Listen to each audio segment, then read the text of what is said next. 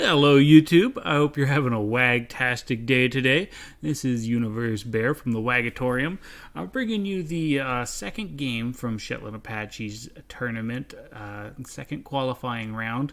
This time I'm against a fellow called Energized, and he's brung the Lizard Man. So we're going to see how the Green Tide can deal with that. So we'll dive right into the army matchups here. I've brought a mix of Savage, Orc, Big Guns. I brought 4 of these guys, 2 on the other side. The idea being that they have anti-large, armor-piercing to some extent. And they just have really high melee attack and really high weapon strength. And they're resistant to psychology until their morale is too low. So they can deal with Saurus Warriors pretty good, especially if they have buffs. They can actually outtrade Saurus Warriors. And then they can also deal with any large monsters or Kroxigors or cavalry as well. So I brought 4 of those bad boys, 2 to attack the flanks, and then 2 to kind of sit in the back for a little bit, make sure nothing comes and flanks me. In the middle, I have a few Savage Orcs.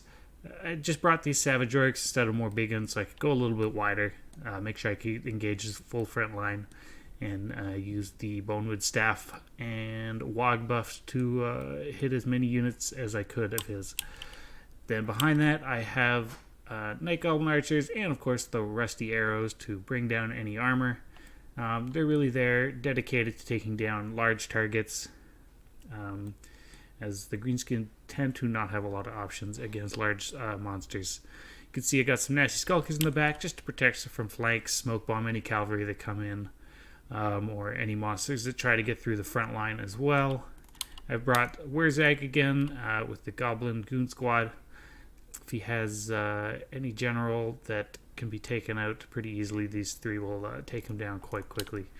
In the back here you see I've got again some Goblin Wolf Riders, good for chasing away routing units, also good if they have any skinks. Pretty useful for that, and they can also just give morale debuffs by charging the front line in the back if need be. So that's pretty much it for me. We can look at my opponent Energized, see what he brought to the table. So he brought some Skink Skirmishers. They got pretty good missile damage comparable to the Goblins. So I guess they're around the same. He also brought 2 units of Skink Cohorts, who kind of function as Dwarven Miners with blasting charges, except they throw javelins instead of blasting charges. So they only have 3 ammo, and then they have to go in for the attack. They have decent melee attack and melee defense, but in terms of actually fighting, they're kind of chaffy. But they do get a little bit of damage in before they engage. He's got a bunch of Saurus Warriors with shields, just a really strong front line, resistant to archers, and then he also has some Temple Guards in here who could really mess up chaff.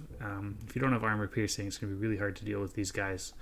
And I'm guessing the reason he didn't break more of them is because the Greenskins can bring Black Orcs. So if I brought a bunch of Black Orcs and he brought a bunch of Temple Guard, the Temple Guard would probably lose that fight. But it's still good to have one of those in there to really hold that center strong.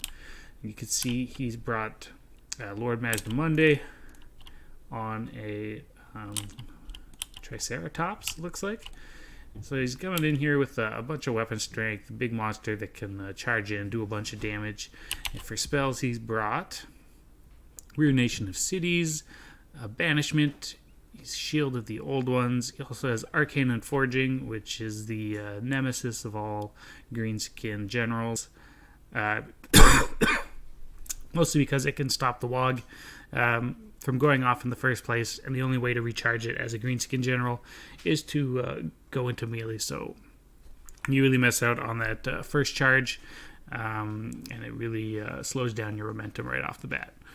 And then he has Apotheosis, Harmonic Convergence, and then Cold-Blooded, which is just something he gets to stop people from rampaging. So a ton of spells there. He has a Feral Carnosaur and a Bastiladon with the the healing Bastiladon to throw some heals down on his more elite troops. And he's also got Cold One Spear Riders just to kind of go around the flank or maybe protect his flank as well. So let's get on with it.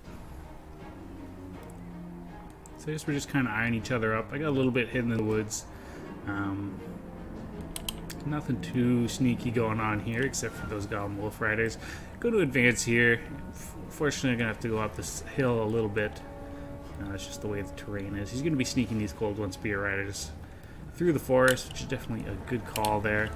I saw these guys were coming in, probably trying to get some good damage on these unarmored, unshielded units. So I decided to chase them down with Goblin Big Bosses. They got shields, and they're a pretty small unit. So he didn't do a lot of damage there, and kind of saved some damage for my chaff units. See, Mazdamundi did put down the Arcane Unforging ability, which is going to mean that I don't have a Wog to go in here or any other abilities, and I can't achieve to get any of them. It also does a fair amount of damage over time. It's definitely a good ability to bring. Probably should have hit him in the forest. I kind of forgot that the Lizardmen had access to Arcane Unforging. So the fight's going to get underway here. Banishment of Cities got a really good proc right there and just rip those archers apart. He's going to cast another spell in the back line here. I think Banishment is going to do a bunch of damage as well. So with a couple spells, he's really wrecked my back line, which I really need to deal with his monsters here. So it's going to be pretty tough for me. Trying to bring in these Golden Wolf Riders to take care of his back line as well. At least we can kind of even it out that way. These guys have spent their ammunition, so they're not really backline anymore, and I don't have to worry about them so much. You can see my front line's crumpling pretty hard. I believe I tried to get Here We Go on here, but they started running away before it was really useful. Popping the Wog, finally got it. Had to bring this Wurrzag into combat, and he got a fair amount of damage on himself as well. Definitely not ideal, but you need that Wog to really stand a fighting chance against Source Warriors. He's bringing Mazdamundi back here to take care of my backline once and for all, getting into the nasty skulkers. I do believe I'm going to put a foot of Gork down here, see if I can get rid of some of these Source Warriors and proc that Bonewood Staff again. See these nasty skulkers getting in with the Temple Guard. Not bad for us. They'll probably trade pretty effectively. They do have AP. And his front line is starting to buckle now, so we're able to break through some pockets. And I have some units who are regrouping down here. Bring the Goblin Big Bosses in. I really want to take out Lord Mazdamundi as quickly as possible. You can see these guys, Feral Carnosaur, not having a great time, but he did use Cold-Blooded there, so it's going to break his Rampage, and then they're both going to come after Wurrzag here. So I'm going to try to run away right away. Also trying to cast, I think Here We Go over there in that pocket, but I'm just going to get too stuck in here. Trying to path him out, but for some reason he's just he doesn't want to do it. Another Arcane Unforging drops on him, and he's pretty much a goner at that point. So that's going to be really rough for my army. Morale's dropping pretty low at this point, and you can see the balance of power is really starting to go into his favor here. Still trying to cling on. I won this pocket, so I'm going to try to bring these guys over, see what they can do. Getting the Moon Howlers in on the Skink Skirmishers, just kind of chasing people away with those guys. Trying to bring the balance of power back into my favor here. Unfortunately for this main pocket, he cast Shield of the Old One, so he's going to take a lot less damage. And really this is where most of my fighting force is. The Fear and the Terror and the Lost of Wurrzag and the balance of power. These guys are pretty easy to chase away, even though they do have fairly good leadership from Greenskins.